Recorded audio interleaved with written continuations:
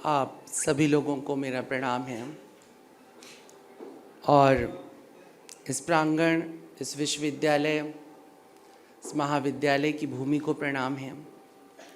ग्वालियर को जिसने संगीत, साहित्य, कला, सौंदर्य और यहाँ के जैन मंदिरों को और जैन मूर्तियों को अगर आप देखेंगे तो तपस्या और साधना को जिस तरह से अपने भीतर संजोया है, सजाया है, सिंचित किया है और शायद जन्मा भी है, अपने गर्भ में पाला भी है, ऐसी भूमि को प्रणाम करता हूँ।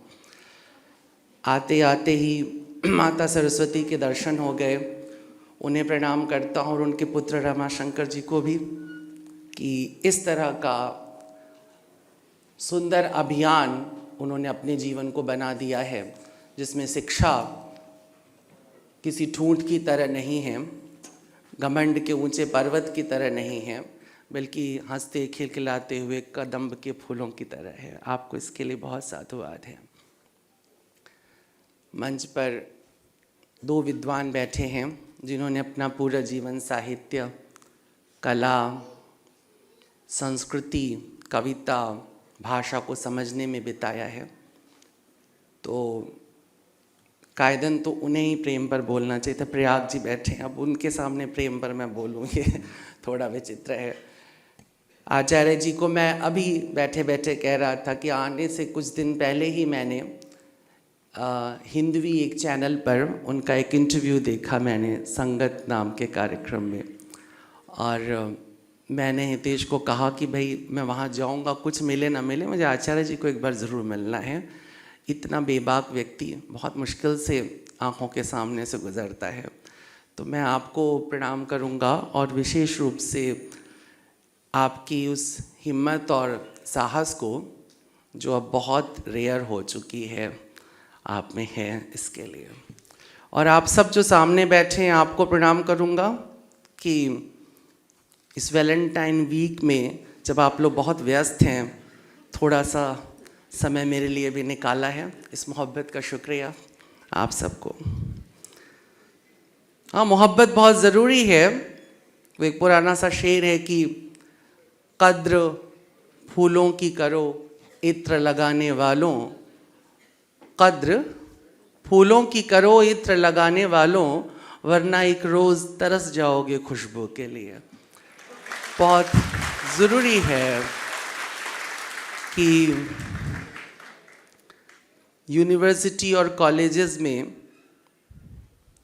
वैसे ये ऑक्सीमोरॉन, ये विरोधाभास रमाशंकर जी में दिखाई देता है कि इनकी जवानी हंगामों में और जेल में और लड़ाइयों में कटी और अब ये मोहब्बत की तरफ धीरे धीरे घूम रहे हैं लेकिन दरअसल मोहब्बत करने की सही उम्र यहीं पर है। अभी आपकी उम्र जो है वो मोहब्बत को समझने में ही बीत जाएगी। अभी कई बार दिल टूटेगा और धीरे धीरे मोहब्बत समझ में आएगी, लेकिन इस उम्र में पहुंचकर मोहब्बत समझ में भी आ जाती है, समझाई भी जा सकती है और ज़िंदगी में दिखाई भी देने लगती है। तो रमाशंकर जी के पूरे विश्वविद्यालय में आप देखिए पत्थरों के कुछ टुकड़े पड़े हुए हैं और उन सभी टुकड़ों पर मोहब्बत लिखी हुई है। जो निगाह पत्थर के भीतर मोहब्बत तलाश ले, उससे बेहतरीन मोहब्बत वाला दिल नहीं मिल सकता। मैं फिर से एक बार आपको इसके लिए बहुत सारे साधुवाद दूंगा। हम लोग शायद लियोनार्डो दा विंची हॉल, ये उसमें हम खड़े हैं। लियोनार्डो दा विंची के बारे में आप सब ज़्यादातर जानते ही होंगे। हाथ उठा के बता दीजिए जो उनके बारे में सब जानते हैं। अच्छा, जो उसके बारे में कुछ कुछ जानते हो अब तो हाथ उठा दो।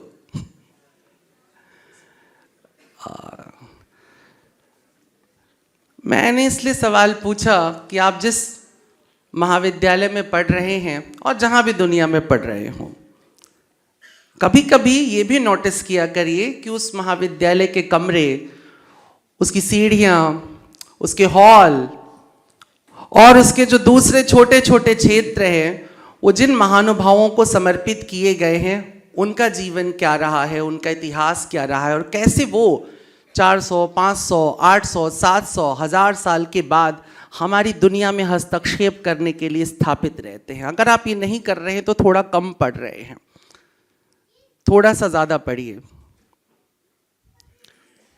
छोटा बच्चा अगर नहीं हो तो ज़्यादा मुझे अच्छा लगेगा। मैं थोड़ा सा बच्चों का दुश्मन हूँ, पहले बता दूँ। थोड़ा प्रेम इस मामले मेरा कम है, क्योंकि बच्चे जो होते हैं उनकी अपनी ही एक दुनिया होती है। उन्हें हम लोगों को डिस्टर्ब नहीं करना चाहिए और हम लोगों के डिस्टर्बेंस के लिए उन्हें नहीं आना चाहिए। एनीवेज, लियोनार्डो दा विंची ने कहा था कि प्रेम के बिना जीवन बिल्कुल भी जीवन नहीं होता है। लियोनार्डो दा विंची ने कहा था ये। इसमें जो महत्वपूर्ण शब्द है उसमें केवल एक ही शब्द महत्वपूर्ण है, बिल्कुल। बाकी तो सामान्य बात है। प्रेम के बिना जीवन बिल्कुल भी जीवन नहीं होता है। और विंची की खासियत यह है कि लगभग विंची ने, अगर हम कृष्ण को छोड़ दें इतिहास से, तो विंची ने लगभग जीवन के हर क्षेत्र को छूने की कोशिश की है। वो सब कुछ थे। वो गणितज्ञ भी थे, वो चित्रकार भी थे, वो नर्तक भी थे, वो अदाकार भी थे, वो सब कुछ जानते थे। वो कवि भी थे, लेखक भी थे, दार्शनिक भी थे, और अगर डॉन ब्राउन की बातों को माने तो ना मालूम किस तरह के तत्वदर्शी भी थे, और एक बहुत बड़ी कॉन्स्पिरेसी भी तैयार करने वाले थे। सब कुछ था। और ऐसा व्यक्ति अपने जीवन को निचोड़ करके एक सार तत्व देता है कि जीवन प्रेम के बिना बिल्कुल जीवन नहीं है। इसका मतलब है कि लियोनार्डो दा विंची सब कुछ होने से पहले प्रेमी हुए थे, और प्रेम किए बिना कोई लियोनार्डो दा विंची नहीं बन सकता। प्रेम किए बिना कोई गालिब नहीं बन सकता, कोई मीर नहीं बन सकता, कोई मीरा नहीं बन सकती, कोई राबिया नहीं बन सकती है। प्रेम बहुत सस्ते में उपलब्ध होता है, लेकिन सस्ती चीज नहीं है। जैसे सूरज की धूप बहुत सस्ते में उपलब्ध होती है, मगर सस्ती चीज नहीं है। जैसे हवा फ्री में उपलब्ध होती है, लेकिन सस्ती चीज नहीं है। जैसे ये पृथ्वी आपको मुफ्त में उपलब्ध हो गई है, मगर मुफ्त की चीज नहीं है, जैसे आप इसे बर्बाद कर रहे हैं। ऐसे ही प्रेम बहुत सस्ते में उपलब्ध होता है, पर सस्ती चीज नहीं होता। जिन जिन के दिल टूटे हैं, जिनके जिनकी मोहब्बत खोई है, उनसे पूछो प्रेम कितनी महंगी चीज होती है।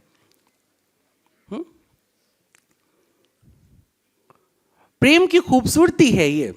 दरअसल ईश्वर की तरह है प्रेम। हम अगर ईश्वर को नहीं जानते, और दरअसल कोई नहीं जानता है, ईश्वर एक ऐसा रहस्य है जिस पर सिर्फ विश्वास किया जा सकता है या अविश्वास किया जा सकता है। उसे जाना कभी नहीं जा सकता। अगर आपने उसे जान लिया तो यकीन करिएगा कि आपने ईश्वर को नहीं जाना था, प्रकृति के किसी एक और वहम को, किसी और एक टुकड़े को जान लिया था थोड़े समय के लिए। इसलिए विश्वामित्र भी जब ईश्वर की चर्चा करेंगे तो बस चौकन्ने होकर के या थोड़े अचरज से भर के कहेंगे कि ओम भूर्भुवः स्वः तत्सवितुर्वरेण्यं भर्गो देवस्य धीमहि धियो यो न प्रचोदयात्। ठीक इसी तरह से प्रेम है। प्रेम को जाना नहीं जा सकता, प्रेम को जिया जा सकता है। हमारी मुश्किल ये होती है, विशेष करके जो बौद्धिक समाज होता है, वो प्रेम को जानने की कोशिश करता है, लगातार जानने की कोशिश करता है। और ऐसे में एक दुर्घटना ये घटती है कि वो प्रेम को जान भी नहीं पाता और प्रेम को जी भी नहीं पाता। अब उसके बाद वो जो कुछ रच करके जाता है, वो एक सूखे रेगिस्तान में बने हुए नखलिस्तान की तरह होता है। नखलिस्तान समझते हो मेरा? आज रेगिस्तान में जब जाओगे या कभी कभी बहुत लंबे हाईवे पे भी चल रहे हो तो दूर लगता है ऐसा कि पानी बह रहा है, पर वहां पानी होता नहीं, एक धोखा होता है। दरअसल जब प्रेम को खोजते हुए आप प्रेम के साहित्य में गोते लगाते हैं तो ये मान के चलिएगा कि आप नखलिस्तानों से गुजर रहे हैं। गालिब की शायरी में गालिब का जो इश्क है वो नुमाया नहीं होता, उसकी केवल कुछ छोटी मोटी चंद परछाइयां मिलती हैं। इसलिए गालिब इसको अपनी जबान में कहता है, सब कहां कुछ लालाओ गुल में नुमाया हो गई। लालाओ गुल मतलब फूल और रत्न, ऐसे समझ लो।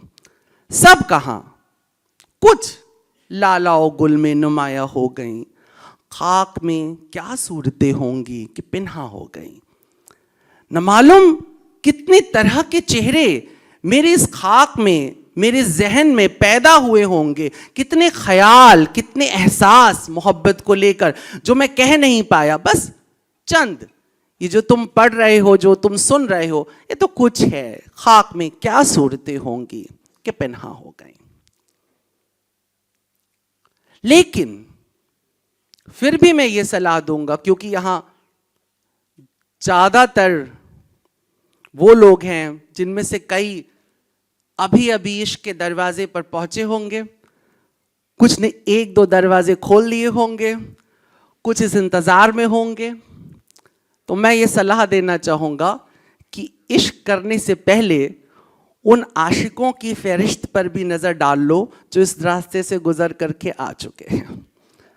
बहुत जरूरी है कि तुम उनके अनुभवों को भी समझ लो, वरना होगा क्या कि जो प्यार तुम्हें सस्ते में मिलेगा वो बहुत सस्ते में ही तुम्हारे हाथ से निकल जाएगा, और फिर सस्ते का माल रास्ते पर, यू नो। बहुत समझ करके रखना। तो तुम्हें एक महंगा प्यार चाहिए कि बहुत सस्ता सा? ज्यादातर के मन में लग रहा हो सस्ता मिले महंगा मिले, बस मिल जाए। लेकिन याद रखना, हमारी जिंदगी में चुनाव बड़े कीमती होते हैं। अगर हमने सब कुछ चुनना शुरू कर दिया तो हम में और गाय भैंसों या गधे कुत्तों में ज्यादा अंतर नहीं रह जाएगा। शायद भैंसें भी अपना चुनाव करेक्ट रखती होंगी, मनुष्य इस मामले में किसी भैंस या गधे से भी बहुत नीचा है। उसका चुनाव कुछ भी हो सकता है, वो कुछ भी चुन सकता है। कुछ भी चुनने में बुराई नहीं है, बस कुछ भी चुनने में तुम्हारी अच्छाई गायब हो जाती है। तुम बुरे नहीं हो जाते हो कुछ भी चुन करके, लेकिन तुम जितने अच्छे हो सकते थे उतने अच्छे नहीं हो पाते हो। यकीनन प्यार चुनाव नहीं होता, ये बात भी याद रखना। तुम चुन के प्यार नहीं कर सकते, चुन के शादी कर सकते हो जिसमें प्यार का कोई काम नहीं होता है, यू नो। प्यार नहीं कर सकते हो तुम चुन करके। इसलिए दुनिया में जब हमने प्यार को चुनने की नीति कानून बना दिए तो हमने दुनिया से प्यार की उस पवित्रता को भी गायब करना शुरू कर दिया। ये इत्तेफाक नहीं है कि ईश्वर को जब अपना पुत्र पैदा करना हुआ तो उसने एक कुंवारी मां को चुना। दरअसल साहित्य या दर्शन की दृष्टि में सच्चा प्रेम जब भी पैदा होगा वो चुनाव रहित अवस्था में पैदा होगा। वो एक कुंवारी मां से क्या कुंवारे हृदय से ही पैदा हो सकता है, जिस पर चुनाव हो, जिस पर अधिकार हो, जिसकी सीमाएं हो। वहां से प्रेम या परमात्मा का उद्भव नहीं हो सकता है। इसलिए वैज्ञानिक रूप से भले ही आप इस तथ्य को नकार दें कि ईसा एक कुंवारी मां का पुत्र था, और आध्यात्मिक रिलीजियस तरीके से आप इसको विश्वास करके बैठे कि नहीं, होली घोस्ट के द्वारा परमात्मा का पुत्र पैदा हुआ, लेकिन साहित्य या दर्शन की दृष्टि से ये दोनों बातें नहीं हैं। बस बात इतनी सी है कि पवित्रता को और पवित्र प्रेम को जन्म लेने के लिए एक कुंवारे हृदय की जरूरत होती जिस पर किसी का अधिकार नहीं हो। और यहाँ वर्जिन मैरी सिर्फ इतना बताने के लिए कि उस पर किसी का अधिकार नहीं था, इसलिए परमात्मा ने उसको चुना। और आपने कभी अगर मरियम की कोई मूर्ति देखी हो तो यकीन करिए आपको उस मूर्ति से प्यार हो जाएगा। दुनिया में जो बहुत खूबसूरत कुछ चेहरे बनाए गए होंगे या कुछ आकृतियों की कल्पना की गई होगी, उसमें से एक मरियम भी है। मीना कुमारी ने कभी लिखा था, यूं तेरी रह गुजर से दीवाना वार गुजरे, कांधे पे अपने रख कर अपना मजार गुजरे, कुर्बान इस नजर पर मरियम की सादगी भी, साये से जिस नजर के 100 कर्देगार गुजरे। मैं इसलिए मरियम का जिक्र कर रहा हूं कि थोड़ी सी आजकल प्रॉब्लम हो रही है। हमें ऐसा लगने लगा है कि प्रेम का मतलब हमें सिर्फ राधा ही कहना चाहिए, या मरियम वालों को लगता है सिर्फ मरियम ही कहना चाहिए, या फातिमा वालों को लगता है सिर्फ फातिमा ही कहना चाहिए। मैं ये कहना चाहता हूँ कि मोहब्बत राधा में भी उसी तरह से पवित्र अपने उरूज पर है, फातिमा में भी उसी तरह से है, और मरियम में भी इसी तरह से। अगर आप इसके बीच में विभेद कर रहे हैं, डिस्क्रिमिनेशन कर रहे हैं, तो आप सब कुछ कर रहे हैं मगर प्यार नहीं कर रहे हैं। अगर आपको अपनी माँ और अपने मित्र की माँ, इन दोनों माँओं के बीच में अंतर नजर आने लग गया है, तो आप सब कुछ कर रहे हैं लेकिन आप ममता से वंचित रह गए हैं। आपको पता नहीं लगा है कि माएँ सिर्फ माएँ होती हैं, वो किसी की भी माँ हो। मैं इन बातों का जिक्र बहुत कारण से कर रहा हूं। हमारे जीवन में सब कुछ छोटा होता जा रहा है, हमारी भाषा की तरह। कभी प्यार कहने के लिए पूरा का पूरा दीवान लिख दिया जाता था, सिर्फ ये कहने के लिए कि प्यार है। कालिदास, मेघदूत एक प्रेम पत्र है, एक प्रेम पत्र, एक पूरी पुस्तक है। वहां से चलते हुए सिर्फ 2000 साल, अब प्यार लिखने के लिए आपको अपने व्हाट्सएप पे केवल ILU टाइप, छोटा सा टाइप करना पड़ता है। शायद ILU भी पूरा टाइप नहीं करना हो, कोई इमोजी उसके लिए उपलब्ध हो, उतने से ही काम चल जा रहा हो। और ना मालूम अब ILU कहना जरूरी रह भी गया है कि नहीं रह गया, बहुत सारे नए शब्द आ चुके हैं। ये हमारा शब्दकोश छोटा हो रहा है, हम खुश हो रहे हैं। वैसे भाषा विज्ञान कहता है कि मनुष्यता जैसे जैसे आगे बढ़ती जा रही है और जाएगी, ऐसे ऐसे हमारा शब्दकोश सिमटता जाएगा। हम कम से कम शब्दों में अपनी बात कहने की आदत सीखते जाएंगे, क्योंकि हमको सूचनाओं को जल्दी जल्दी पहुंचाने की आदत पड़ जाएगी। पर यकीन करिए, सूचनाओं का तूफान अनुभव के छोटे छोटे घरौंदे उजाड़ देता है। बहुत सारी सूचनाएं अच्छी नहीं हैं, थोड़ा कम सुनना चाहिए, थोड़ा कम सूचनाओं को एकत्रित करना चाहिए।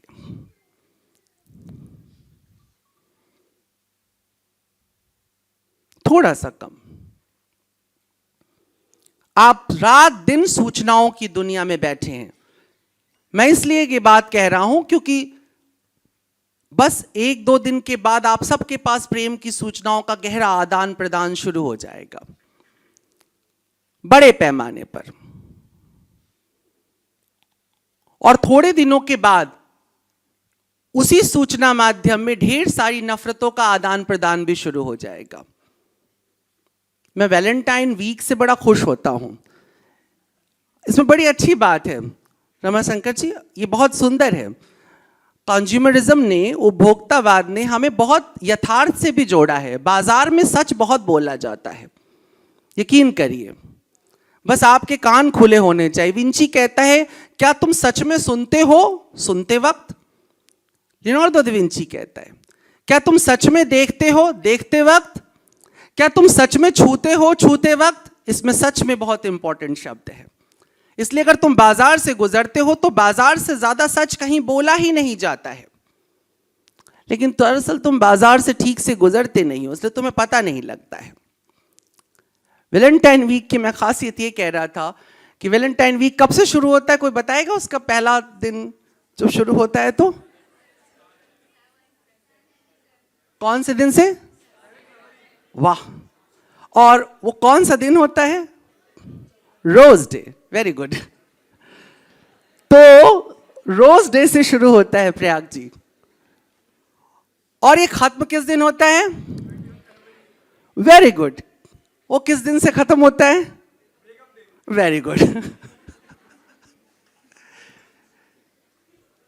इंफॉर्मेशन के भागती हुई दुनिया की खूबसूरती यही है कि 2 हफ्तों में ये गुलाब से ब्रेकअप तक आपको ले जाता है।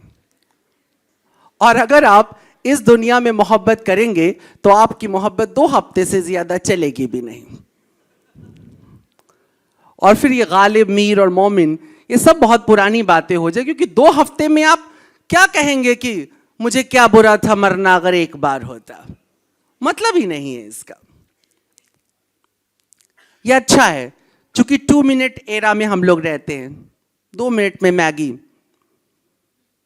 जब हम लोग छोटे थे और नया नया मैगी आया तो लगा कि बहुत बड़ा आविष्कार हुआ है, यूरेका यूरेका कह के हमें दौड़ने का मन कर रहा है। लेकिन अब पता लगता है वो जो 2 मिनट एरा है वो कितना खतरनाक हुआ। बहुत सी चीजें, बहुत से स्वाद, बहुत सी लज्जत हमसे छूट गई। मैं कल इसका जिक्र कर रहा था, मैं कह रहा था लज्जत एक चीज होती है। मैं कल आया और मैं दर्शन करने गया। दर्शन के रास्ते मैंने कहा मुझे ग्वालियर के गोलगप्पे खिलाओ। मैं जहां जाता हूं, जिस शहर में जाता हूं, जिस गांव से गुजरता हूं, मैं कहता हूं वहां के गोलगप्पे खिलाओ। लोग पूछते गोलगप्पों में ऐसा क्या खास रखा हुआ है। मैंने कहा गोलगप्पे में कुछ नहीं रखा हुआ है, लेकिन उस शहर का मिजाज जो है वो गोलगप्पे से पता लग जाता है। और यहां पता लगा ग्वालियर के लोग बहुत तीखे होते हैं। उसे क्या कहते हैं आपकी भाषा में, मैं भूल रहा हूं, कुछ क्या कहते हैं, भिरंड। ग्वालियर के लोग भिरंड होते हैं। ये पता लगा कल मुझे। ग्वालियर एक भिरंड शहर है। मैं जाके लिखूंगा मैं एक भिरंड शहर से लौटा हूं। इंटरेस्टिंग होता है। लेकिन मैं इसलिए बात कह रहा हूं कि आप भी ऐसा करो। हर शहर की एक लज्जत है, उसके खाने की एक लज्जत है, उसके कपड़ों की एक लज्जत है, वहां पे किस तरह से बातचीत की जाती है उसकी भाषा की एक लज्जत होती है, उसके पेड़ पौधे पहाड़ हर चीज की एक लज्जत है। ठीक उसी तरह से वहां पर मोहब्बत को बयान करने का भी एक अनूठा अंदाज होता है, एक अनूठा अंदाज। मोहब्बत की खासियत, और मैं परमात्मा से जोड़ रहा हूं कि परमात्मा की कोई शक्ल नहीं है, यकीनन उसकी कोई शक्ल नहीं है। इसलिए नहीं कि उसकी कोई शक्ल नहीं है, बल्कि इसलिए कि जितनी भी शक्लें हैं वो सभी परमात्मा की शक्लें हैं। ठीक ऐसे ही मोहब्बत है। मोहब्बत का कोई सर्टेन फ्रेम नहीं है कि मोहब्बत ऐसी ही होती, इसलिए मोहब्बत को परिभाषित नहीं किया जा सकता। हमने देखी है उन आंखों की महकती खुशबू, हाथ से छू के इन्हें रिश्तों का इल्जाम न दो, सिर्फ एहसास है ये रूह से महसूस करो, प्यार को प्यार ही रहने दो, कोई नाम न दो। उसका कोई अपना चेहरा, कोई अपनी परिभाषा नहीं है। लेकिन जितने भी नाम, जितने भी चेहरे तुम गढ़ोगे, सब में मोहब्बत तुम्हें नजर आएगी। मोहब्बत की यही खासियत है। ऐसा कुछ नहीं है जिसमें प्रेम नहीं होता है। इसलिए रावण के चाहने वाले रावण को भी प्यार करते और उसके एक्शंस को भी प्यार से भरा हुआ कहते हैं। प्रेम करने वाला। रजनीश जैसे व्यक्ति ने अपने एक भाषण में कहा कि रावण को तो सीता से प्रेम था, अन्यथा वो सीता के साथ कुछ बहुत बुरा कर सकता था जो उसने नहीं किया। यह हैरत अंगेज है, मैं इससे सहमत कभी हो ही नहीं सकता। लेकिन क्या करें, प्रेम की विशिष्टता है, वो हमारे मन, हमारे विचार, हमारे चरित्र के अनुसार ही हमारे सामने प्रदर्शित होता रहता है, दिखाई देता रहता है लगातार। प्रेम किसी भी एक फ्रेम में नहीं रहता है, प्रेम उन्मुक्त रहता है।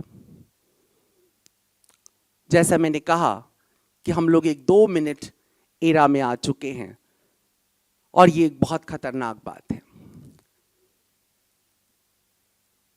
जो वो सब कुछ जो इंस्टेंट होता है उसमें 2 चीजें होती हैं, एक्साइटमेंट, उत्तेजना, और एक खास तरह से हम उसे कह सकते हैं मजा। पर जिंदगी के साथ एक बड़ी समस्या है, ये उत्तेजना और मजा इन 2 चीजों से हट करके है।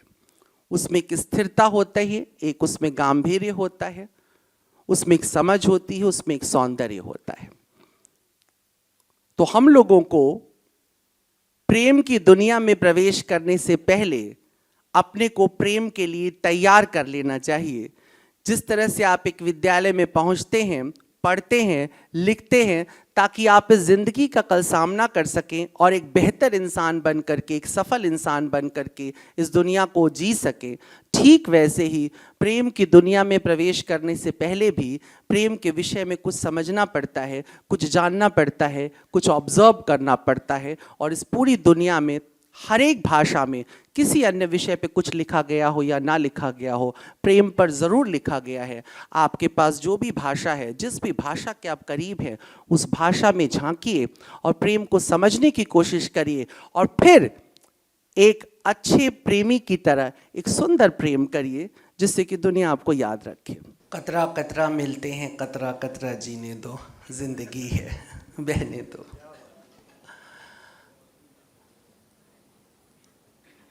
अच्छा है,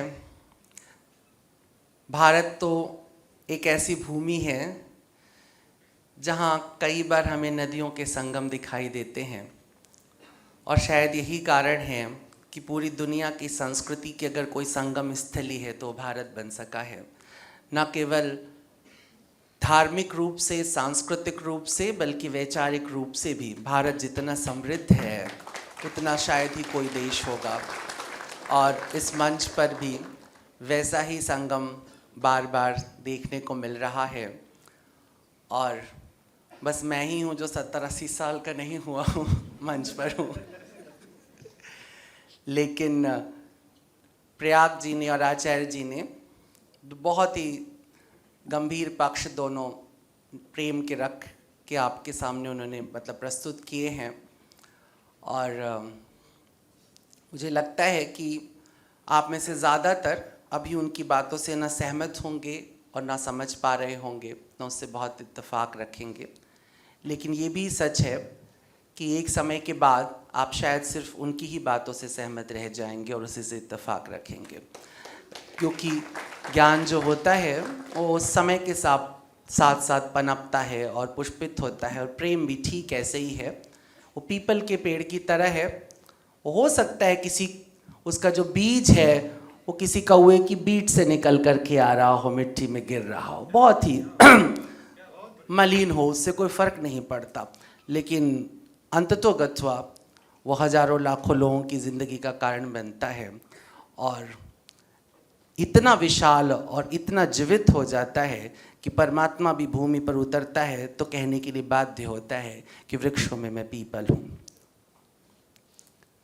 प्रेम की वास्तविक सुंदरता और प्रेम की वास्तविक ऊंचाई भी यही होती है। शायद ही कोई ऐसा प्रेम हो जिसकी शुरुआत में कोई मलिनता, कोई पीड़ा या कोई न कोई ऐसा छुपा हुआ या नीचे का भाव ना आया हो। ऐसा होता ही नहीं है। अगर कोई कह दे, अभी मैंने देखा कि विरह की जो कुछ संसार की सबसे ऊपर की कविताएं होंगी, उनमें से एक कविता की एक पंक्ति रमाशंकर जी ने सुनाई थी। निस दिन बरसत नैन हमारे, सदा रहत पावस ऋतु हम पर, जब से श्याम से धारे। और उनमें ज़्यादातर जो युवा थे वो हंस रहे थे, रो नहीं रहे थे, क्योंकि उनके लिए प्रेम और उसकी विरह की संवेदना अभी बहुत दूर है। अभी वो दैहिकता ही उनके जहन में है। इसलिए जैसे ही उन्होंने जिक्र किया कि और छाती के बीच से बहते हुए आंसू ऐसे लग रहे हैं जैसे कि बरसात में नाली के पनारे बहते हैं, तो काम भाव अंदर से उठा और सबको हंसी आने लगी। दरअसल वो हंसी नहीं थी, वो अपने शर्म को छुपाने का एक तरीका था। तुम इतना जो मुस्कुरा रहे हो, क्या गम है जिसको छुपा रहे हो। थोड़ा समय लगेगा जब आपके भी नैन इस दिन बरसेंगे, थोड़ा दुख होगा, मगर इसके लिए जरूरी है कि आपके पास एक छाती हो।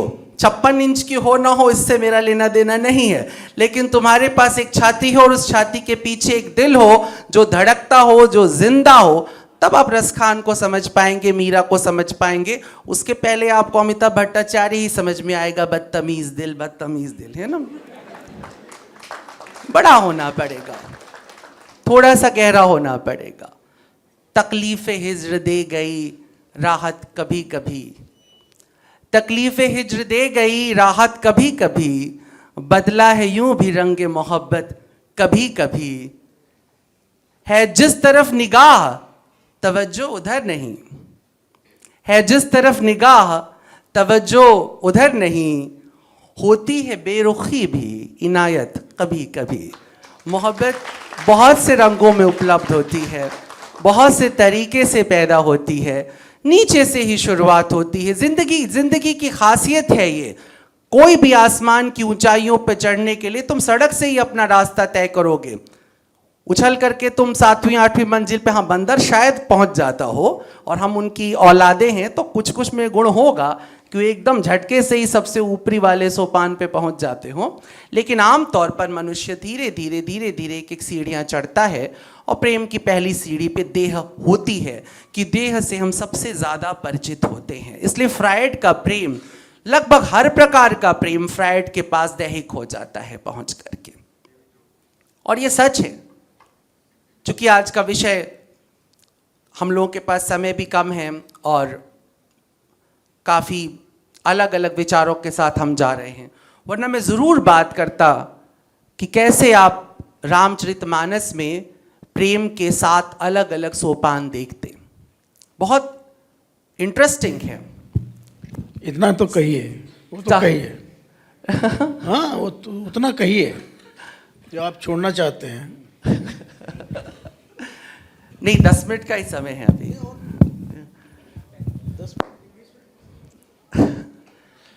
हाँ नहीं, मैं इसलिए जिक्र कर रहा हूं कि इस वक्त हर तरफ राम राम राम राम नारे लग रहे हैं। कईयों के बदन पे टैटू अब तक बन भी चुका होगा राम का। गाड़ियों के ऊपर भी राम लग गए हैं। जिन पत्रकारों ने कभी राम चालीसा नहीं, हनुमान चालीसा नहीं पढ़ी होगी, वो भी राम राम कर रहे हैं, लेखक भी कर रहे हैं। मैं इससे खुश हूँ, मगर इस खुशी में मुझे उतना ही राम सुनाई देता है जितना गांधी के मुंह पे आखिरी बार आया था, हे राम कहते हुए। मैं बहुत सोच समझ के कह रहा हूँ। राम बकवास की चीज़ नहीं है, राम घमंड करने की चीज़ नहीं है, राम कोई नारा नहीं है। राम हमारे जीवन का अंतिम सहारा है, आखिरी। और सहारों का इश्तिहार नहीं होता, उसका विज्ञापन नहीं होता, उसे बहुत छुपा के रखा जाता है। याद रखना, प्यार जो छुपा के रखा गया हो वो प्यार है, बाकी सब बाजार में जो उतर गया है वो सब व्यापार होता है। रामचरितमानस, तुलसीदास को मैं संसार का सबसे बड़ा कवि मानता हूं। कोई भी कवि तुलसीदास के बराबर नहीं हो सकता। यद्यपि विद्वता में, काव्य की संरचना में, दर्शन में, विचार में व्यास का कोई मुकाबला नहीं है, लेकिन व्यास एक व्यक्ति से ज्यादा एक परंपरा के रूप में है। हम उसमें स्पष्ट नहीं कर सकते हैं कि एक ही व्यास था जिसने ये सब कुछ किया, कि व्यास की पूरी परंपरा चलती रही और इसमें सब कुछ होता रहा। लेकिन तुलसी के साथ तो सिद्ध है कि एक ही व्यक्ति ने एक रामचरितमानस लिखी और फिर अपनी 20, 22, 23 कविताएं पूरी करते करते विनय पत्रिका तक पहुंच गए। आप में से पता नहीं किसी ने विनय पत्रिका पढ़ी कि नहीं पढ़ी। पढ़िएगा, प्रेम अपने अंतिम शिखर पर पहुंचेगा तो विनय पत्रिका आपको समझ में आने लगेगी। पर मानस पूरी दुनिया में लिखे गए, पूरी दुनिया जितनी भाषा अब हमारे सामने है, उसमें कोई भी कवि, कोई भी शायर तुलसीदास का मुकाबला नहीं कर सकता है। क्योंकि अकेला शायर, अकेला कवि है जिसने अपने काव्य ग्रंथ को क्लास और मास दोनों में एक बराबर लोकप्रिय किया। चरम विद्वान, परम विद्वान जो होगा, वह भी तुलसी मानस को पढ़ पढ़ करके निचोड़ करके उसमें से अपने लिए ज्ञान की जो अमृत है उसे जमा करता है। और जो बिल्कुल गांव का गंवई आदमी है, वो प्यार मोहब्बत पूजा पाठ तो छोड़ दो, कई बार क्रोध में दूसरे को श्राप देने के लिए भी तुलसी की कोई चौपाई खींच लिया करता था रामचरितमानस की। ये उनकी जीवंतता है। और दूसरी बात, अपनी पुस्तक को ग्रंथ बनाने के लिए, अपनी पुस्तक को पूजनीय बनाने के लिए कभी किसी को ब्रह्म ऋषि होने की घोषणा करनी पड़ी, किसी को महर्षि होने की घोषणा करनी पड़ी, किसी को पैगंबर नबी या ईश्वर का पुत्र होने की घोषणा करनी पड़ी। तुलसी को कुछ नहीं कहना पड़ा। उन्होंने कहा स्वान सुखाय, अपने सुख के लिए लिख रहा हूं, और वह उतनी ही पवित्र किताब बन गई जितनी कोई कुरान, जितनी कोई बाइबल, जितनी कोई गीता, जितना कोई पुराण। यह अद्भुत है। उस तुलसीदास की रामचरितमानस, चूंकि बहुत बड़ा ये व्याख्यान होगा, मैं सिर्फ रमाशंकर जी ने कह दिया है इसलिए उस पॉइंट्स के साथ मैं अपनी बात कह देता हूं। मैंने जब रामचरितमानस को पढ़ा तो उसके बहुत से स्वरूप देखे, लेकिन उसमें मैंने प्यार के, प्रेम के 7 सोपान देखे हैं, उनके 7 कांड में। मैं सिर्फ उनके टाइटल्स उन सोपान के साथ बोल देता हूं अभी। पहला कांड है बाल कांड। हमारे जीवन में प्रेम के पहले चरण के साथ वो जुड़ा हुआ है। इसे हम वात्सल्य कहते हैं। हम सभी प्रेम को वात्सल्य से ही पहचानना शुरू करते हैं। माता पिता की गोद हमें पहली बार बताती है कि प्रेम एक अखबार है जिसके अंदर हमारा जीवन सुरक्षित होता है।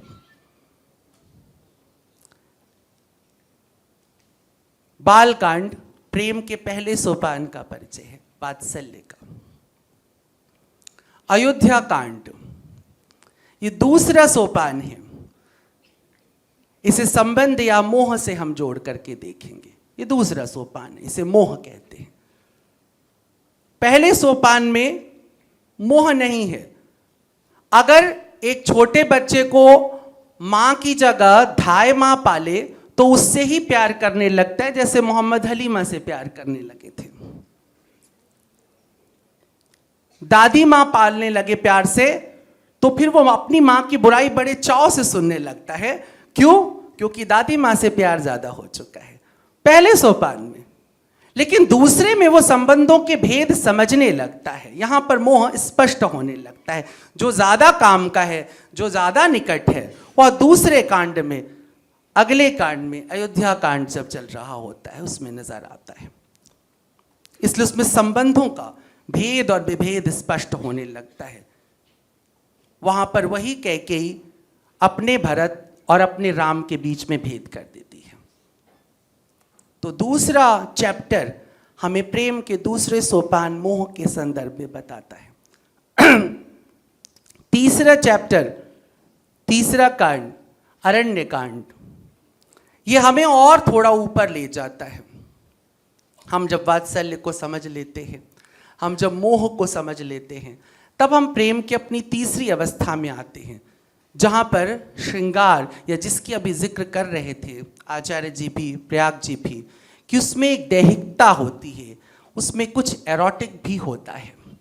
अरण्य कांड में हमको वो दिखाई देता है। एक अजीब से पात्र के साथ हम उसे बहुत स्पष्ट है, तो पूरी जगह कई कहानियों के बीच से निकलेगा, लेकिन विशिष्ट रूप से जब हम वहाँ पर देखते हैं सुपर्णखा को, तो हम इसको अच्छे से समझ पाते हैं कि दैहिक प्रेम को अरण्य कांड के अंदर ला करके रखा गया।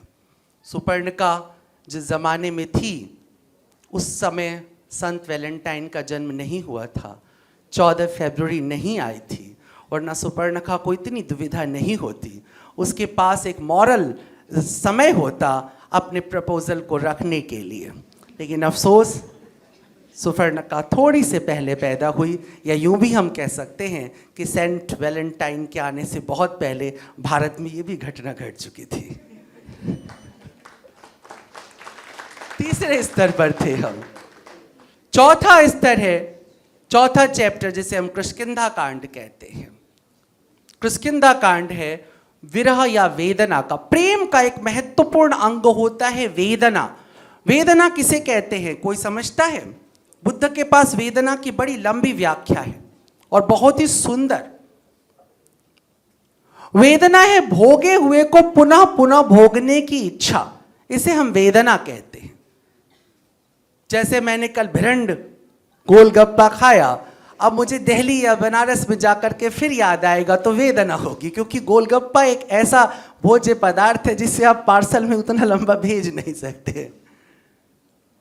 मेरी बात समझ रहे हैं? भोगे हुए को पुनः पुनः भोगने की इच्छा वेदना कहलाती है, और यही वेदना आपको किष्किंधा कांड में दिखाई देती है। हे खगमृग, हे मधुकर श्रेणी, तुम देखी सीता मृग नैनी।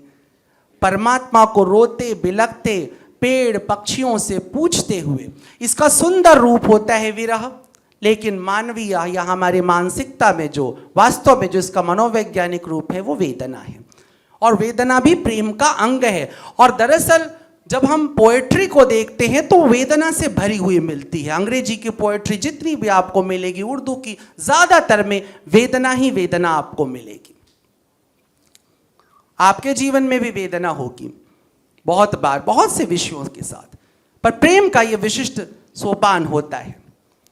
और इसके बाद अगला जो सोपान है, मैं इसलिए इसका जिक्र करने लगा क्योंकि आचार्य जी ने अपनी बात के बीच में एक बात कही थी कि प्रेम का सुंदरतम रूप जो होता है वो मनोवैज्ञानिक दृष्टि से बंधुत्व भाव होता है।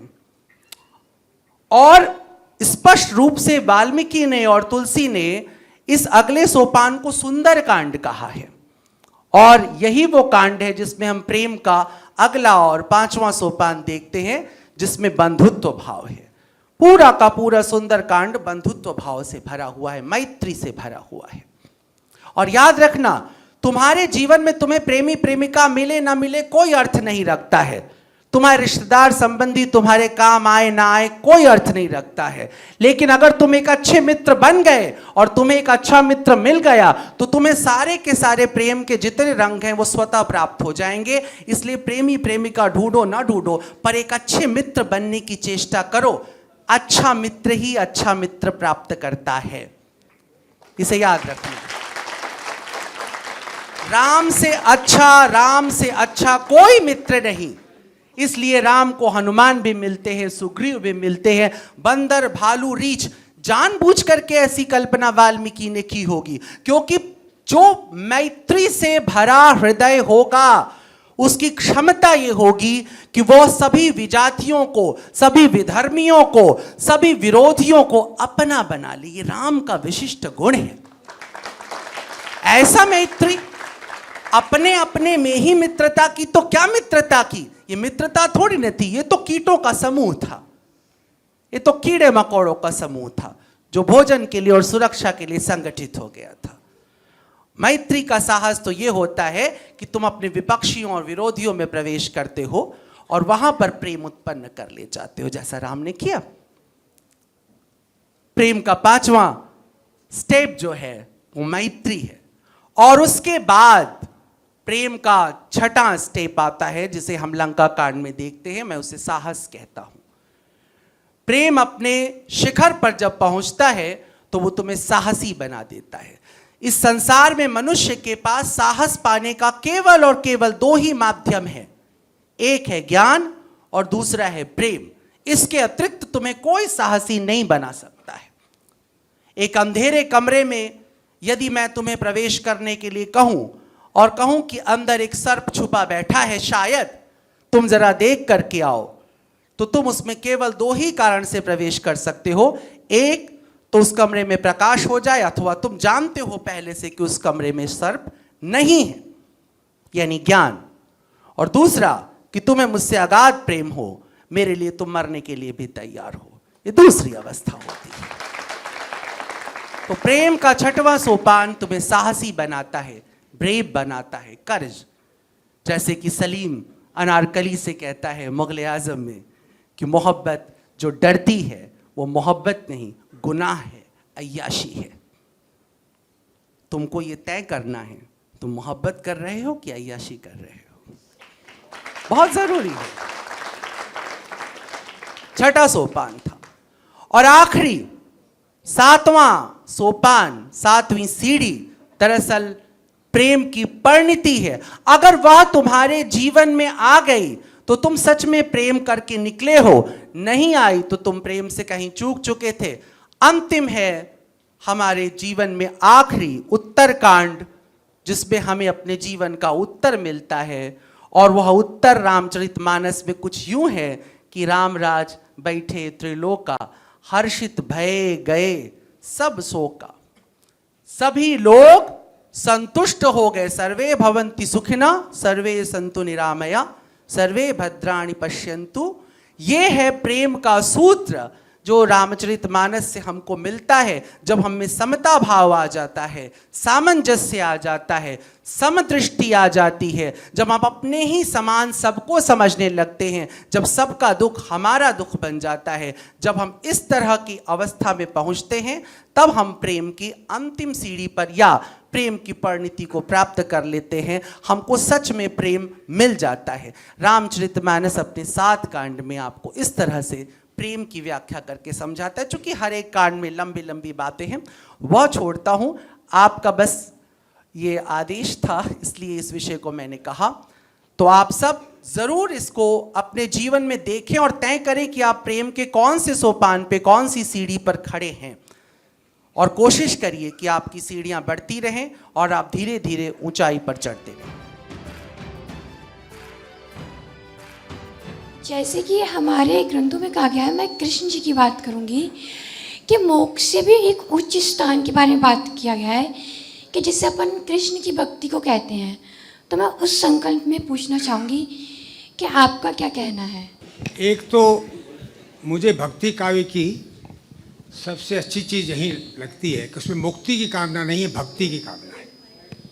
और भक्ति को 5वां पुरुषार्थ कहा है उन लोगों ने, क्योंकि मुक्ति हो जाएगी तो फिर भक्ति का जो आनंद खत्म हो जाएगा। तो उस भक्ति का आनंद मिलता रहे, यही मुक्ति का रूप है। नमस्कार सभी को। सर, मेरा प्रश्न स्वामी जी से है। जैसा आपने शुरुआत में जब आपने शुरुआत ही किया था तो आपने ये बोला था कि मतलब प्रेम के संबंध में आपने एक वो चीज़ बोली थी, 2-4 लाइनें बोली थी, इत्र का कुछ आपने बोला था, मुझे एग्जैक्टली याद नहीं है, सॉरी। बट आपने फिर जस्ट उसके बाद ही आपने ये बोला था, किसी ने शायद पीछे से खांसा था, कोई बच्चा था, तो आपने बोला था कि मुझे बच्चों से सख्त नफरत है। सॉरी टू अगर आप ऑफेंड होते हैं, बट वहीं से मेरे को मतलब ऐसा विरोधाभास सा महसूस हुआ प्रेम के संबंध में, क्योंकि प्रेम फिर एक नारी और पुरुष के बीच में तो रह नहीं जाता है। प्रेम तो सभी के बीच में है, प्रकृति है तो प्रेम है। तो जैसा कि आचार्य जी ने भी बोला था,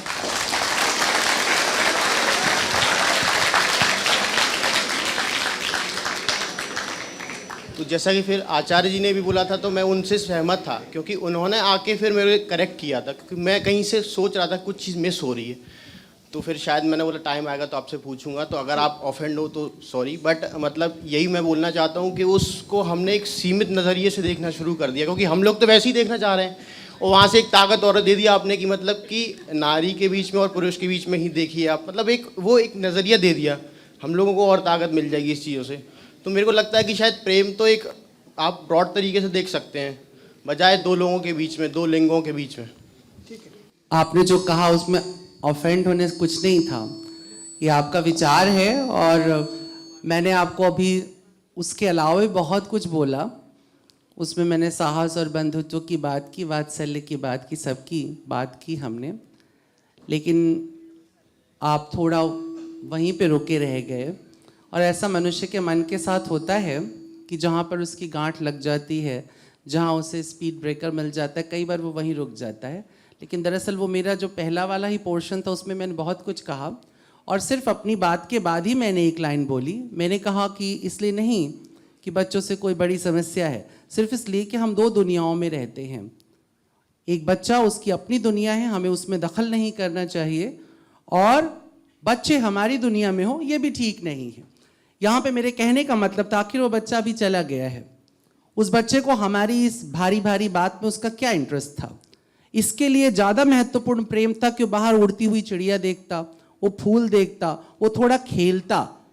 तो ये नहीं था कि मेरा बच्चों से नफरत मतलब मैं बच्चे का गला घोटना चाहता हूँ, ठीक है। मेरा बच्चों से नफरत कहने का मतलब सिर्फ ये था कि सबके अपने संसार होते हैं और सबको उसके संसार में छोड़ देना चाहिए। मैं आपके उत्तर में सिर्फ एक छोटा सा शेर ही बस सुनाना चाहूँगा कि बच्चों के नन्हे हाथों को चांद सितारे छूने दो, 4 किताबें पढ़कर ये भी हम जैसे हो जाएंगे। एक और सवाल मेरे पास आया हुआ है, और उससे पहले एक बच्ची ने बहुत हिम्मत के साथ एक सवाल पूछा था, और मुझे पता है कि वो थोड़ा अभी तक संतुष्ट नहीं है। उसने पूछा कि प्रेम के रास्ते में मोक्ष का कहाँ मोक्ष पहुंच जाएगा। मैं आपको सिर्फ ये कहना चाहूंगा कि मोक्ष और प्रेम कोई अलग अलग चीज नहीं है। एक पक्षी का आनंद जो है वो किस चीज में है? एक पक्षी का प्रेम क्या है? वो उड़ना चाहता है, और जब पक्षी उड़ता है आकाश में तो वही उसका मोक्ष होता है। एक पुरानी पौराणिक कथा मुझे याद आती है। एक महर्षि बहुत ही वेदांग में सिद्ध थे। उनके पास जो तोता था वो सारे के सारे वैदिक आख्यान ऐसे सुना देता था जैसे कोई महापंडित सुनाता हो, और उसका एक तकिया कलाम था कि हर एक श्लोक के बाद, हर एक बात के बाद वो अंत में कहता था मुक्ति हो गई। एक दूसरे महर्षि जब वहां पहुंचे तो उन्होंने देखा तोता ऐसे ऐसे बोल रहा है। बाहर निकल करके पहले वाले महर्षि आए, उन्होंने कहा कि आओ आओ देखो मेरे यहाँ का तोता कितना विद्वान है। उन्होंने कहा हाँ बहुत सुंदर है। उन्होंने कहा सुना श्लोक। उसने कोई लंबा सा श्लोक सुना और अंत में आदतानुसार फिर उसने कहा मुक्ति हो गई। अब इस महर्षि ने, जो अतिथि थे, उन्होंने तुरंत पिंजड़े को खोल दिया और तोता उड़ गया। पहले महर्षि ने कहा ये क्या किया आपने? तो दूसरे ने कहा जो जीवन भर आपने उसे रटाया था मैंने आज उसे दे दिया है। तो दरअसल प्रेम वास्तव में तुम्हारे मुक्त होने की ही जगह है। अगर तुम सच्चा प्रेम कर सको, जैसा मैंने रामचरितमानस के संदर्भ में कहा, वो शुरू तो होता है वात्सल्य से। तो कृष्ण के कई रूप हैं। कृष्ण के एक रूप में वो जरूर मैया मोहि चंद खिलौना लहो जैसी बात कह रहे हैं, लेकिन वही कृष्ण अंत में गीता में पहुंचते हुए कहते हैं सभी धर्मों का परित्याग करके एकमात्र मेरी शरण में आ जाओ, मैं तुम्हें संपूर्ण पापों से मुक्त कर दूंगा। अगर हम यहां पर कृष्ण को कोई ईश्वर, कोई मूर्ति, कोई व्यक्ति ना मान करके स्पष्ट प्रेम मान लें, तो कृष्ण घोषणा करते हैं कि तुम सब कुछ छोड़कर केवल प्रेम के अंतर्गत हो जाओ, प्रेम में डूब जाओ और तुम सभी पापों से मुक्त हो जाओगे। वही एकमात्र मुक्ति का रास्ता है।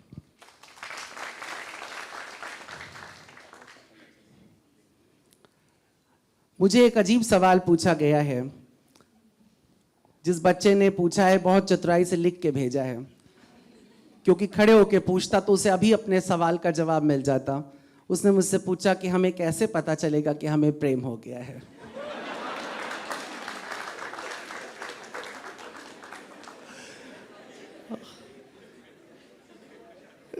बहुत अच्छा सा सवाल है ये। अच्छा, किसको किसको प्रेम हो चुका है? एक बार कोई हाथ उठा के बता देगा? हाथ उठाओ, ईमानदारी से उठाओ। बहुत बढ़िया।